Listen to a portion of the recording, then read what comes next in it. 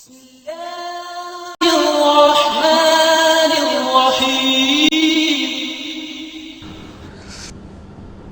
اگلا سوال ہے، نبی صلی اللہ علیہ وآلہ وسلم نے قبروں پر ٹہنیاں لگائی تھیں، تو کیا ہم قبر پر پھول ڈال سکتے ہیں؟ یہ اسی طریقے سے کہ حجر اسود ہے تو ہم بزرگوں کی چوکھٹ کو چوم سکتے ہیں، قبروں پہ ٹہنی ضرور لگائیں آپ، پھول ڈالنے کی کوئی اصل نہیں ہے، کیونکہ نبی صلی اللہ علیہ وآلہ وسلم کے بارے میں بخاری مسلم میں آتا ہے، ایک سفر میں آپ دو قبروں کے پاس رک کے فرمایا ان دو قبر والوں کو عذاب ہو رہا ہے، ایک پیشاب کے چھینٹوں سے نہیں بچتا تھا، دوسرا چغلی کھاتا تھا۔ پھر آپ نے ایک ٹہنی اپنے مبارک ہاتھوں سے توڑی، اس کے دو حصے کیے، اس پہ ڈال دی، دونوں پہ لگا دی، فرمایا جب تک یہ ہری رہیں گی عذاب میں تخفیف ہوگی۔ اس میں اکثر محدثین کا یہ خیال ہے کہ یہ نبی علیہ السلام کے مبارک ہاتھوں کی برکت ہے، یہ نہیں ہے کہ آپ کسی کی قبر پہ بھی کوئی ٹہنی لگا دیں گے تو عذاب میں تخفیف ہوگی، اور یہ بات زیادہ مضبوط ہے کیونکہ صحیح مسلم میں حدیث ہے کہ ایک حبشی عورت تھی، سیاہ فام، مسجد نبوی کی صفائی کرتی تھی، بخاری میں بھی اس کا کچھ حصہ موجود ہے، مسلم میں ڈیٹیل ہے، فوت ہو گئی،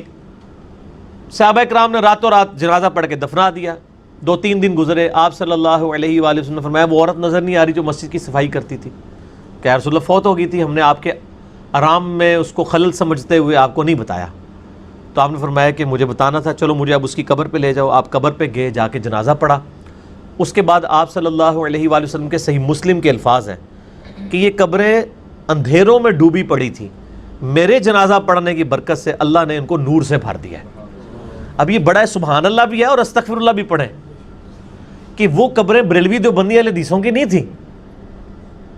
اور کافروں کی بھی نہیں تھی، کیونکہ کافر کو تو نفع پہنچ ہی نہیں سکتا،